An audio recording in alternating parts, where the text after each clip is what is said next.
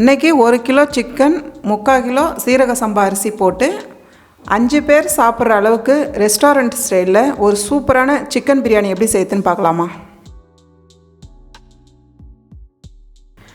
இப்போ நான் 3 கப்பு சீரக சம்பா அரிசி சேர்க்க போகிறேன். அதாவது இந்த அரிசி வந்து 3/4 கிலோ அரிசிமா. அரிசி வந்து ஒரு வாட்டி நான் கழுவி வச்சுருக்கோம்மா. இப்போ வந்து 2 கப்பு தண்ணி சேர்த்துக்கலாம். இப்போ ஒரு 10 நிமிஷம் நம்ம ஊற வைக்கலாம். பாருங்கள், இப்போ பாத்திரம் நல்லா சூடானதும் எந்த பாத்திரமாக இருந்தாலும் பரவாயில்லம்மா, நான் வந்து ஓப்பனில் தான் செய்கிறேன். 1.5 ஸ்பூன் நெய் சேர்த்துக்கலாம். அந்த நெய் பாத்திரத்திலே 1 கப்பு எண்ணெய், அதாவது ஒரு 3 ஸ்பூன். பாருங்கம்மா, எண்ணெய் நல்லா சூடானதும் ஸ்பைசஸ்லாம் சேர்த்துக்கலாம்.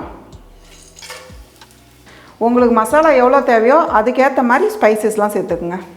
3 பெரிய வெங்காயம் நீட்டு வகையில் கட் பண்ணியிருக்கேன், இதை சேர்த்துக்கலாம்.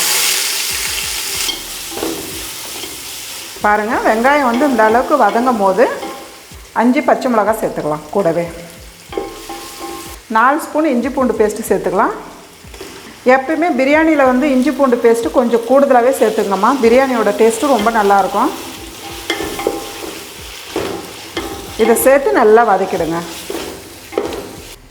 நான் வந்து 3 பெரிய வெங்காயம் சேர்த்துருக்கேன். அதுக்கு வந்து தக்காளி 1 தாம்மா எடுத்துருக்கேன். தக்காளி வந்து இந்த அளவுக்கு நல்லா குட்டி குட்டியாக கட் பண்ணிவிடுங்க. அப்போ தான் வந்து பிரியாணியில் சீக்கிரமாக நல்லா வதங்கி வந்துடும்.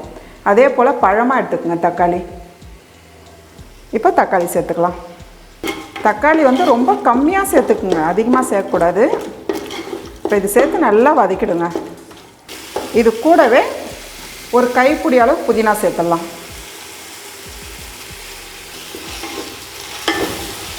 பாருங்கம்மா, புதினா வந்து இந்த அளவுக்கு வதங்கி வரும்போது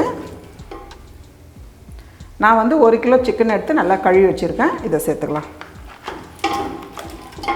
தண்ணி நல்லா வடிகட்டி சேர்த்துக்குங்க. இப்போ சிக்கன் சேர்த்துட்டு ஒரு 2 நிமிஷம் நல்லா வதக்கி விடுங்க. ஃபஸ்ட்டு மசாலா சேர்க்கறதுக்கு முன்னாடியே நல்லா வதக்கிடுங்க. பாருங்கள், 2 நிமிஷம் சிக்கன் நல்லா வதங்கி வரும்போது 3 ஸ்பூன் அளவுக்கு தயிர் சேர்த்துக்கலாம், கெட்டி தயிர். இதையும் சேர்த்து நல்லா வதக்கிடுங்க. இப்போ 1 ஸ்பூன் அளவுக்கு மிளகாய் தூள் சேர்த்துக்கலாமா. 1/2 ஸ்பூன் கரம் மசாலா சேர்த்துக்கலாம். பாருங்கள், மசாலா சேர்த்து நல்லா மிக்ஸ் பண்ணிடலாம். மசாலா சேர்த்து இந்த அளவுக்கு நல்லா மிக்ஸ் பண்ணிவிடுங்க. பாருங்கள், நான் வந்து சீரக சம்பா அரிசி சேர்க்குறேன்னு கூடுதலாக தண்ணி சேர்க்கலை. அதே அளவுக்கு 1.5 கப்பு தண்ணி தான் சேர்க்க போகிறேன். 1 கப் அரிசினா 1.5 கப்பு தண்ணி. நான் வந்து 3 கப் அரிசி சேர்க்குறேன், 4.5 கப்பு தண்ணி சேர்க்குறேன். கூடவே தேவையான அளவு உப்பு சேர்த்துடலாம். பாருங்கள், உப்பு சேர்த்து நல்லா மிக்ஸ் பண்ணிவிடுங்க. மிக்ஸ் பண்ணிவிட்டு உப்பு காரம் பார்த்துக்குங்கம்மா. இப்போ வந்து ஒரு 10 நிமிஷம் நம்ம மூடி வைக்கலாம். பாருங்கள், 10 நிமிஷம் ஆயிடுச்சு, நம்ம பார்க்கலாம். இந்த அளவுக்கு நல்லா கொதிக்கணும், அப்போ தான் சிக்கன் வந்து நல்லா வெந்திருக்கும். இப்போ வந்து நம்ம ரைஸ் சேர்த்துக்கலாம். பாருங்கள், 10 நிமிஷம் நம்ம ஊற வச்சுருக்கோம். இதிலே வந்து ஒரு புது அரிசி இருந்ததுன்னா நீங்கள் வந்து 5 நிமிஷம் ஊற வைங்க போதும். பழைய அரிசியாக இருக்கிறதுனால நான் 10 நிமிஷம் ஊற வச்சுருக்கேன். ஏன்னா டக்குன்னு வந்து குழஞ்சிடும். கூடவே லெமன் ஜூஸ் சேர்த்துக்கலாம். 1/2 லெமன் எடுத்துக்கோங்க. இப்போ அரிசி சேர்த்துட்டு நல்லா கிளறி விட்டுருங்கம்மா. அரிசி சேர்த்துட்டு நல்லா கிளறி விடுங்க. இந்த அரிசி வந்து நமக்கு உடையெல்லாம் செய்யாது, பாஸ்மதி மாதிரி உடையாது. ஆனால் இந்த அரிசி வெந்து வரத்துக்கு ஒரு 15 நிமிஷம் ஆகும். மீடியமான தீயில் நம்ம வந்து வச்சுட்டா ஒரு 15 நிமிஷம் வேகணும்.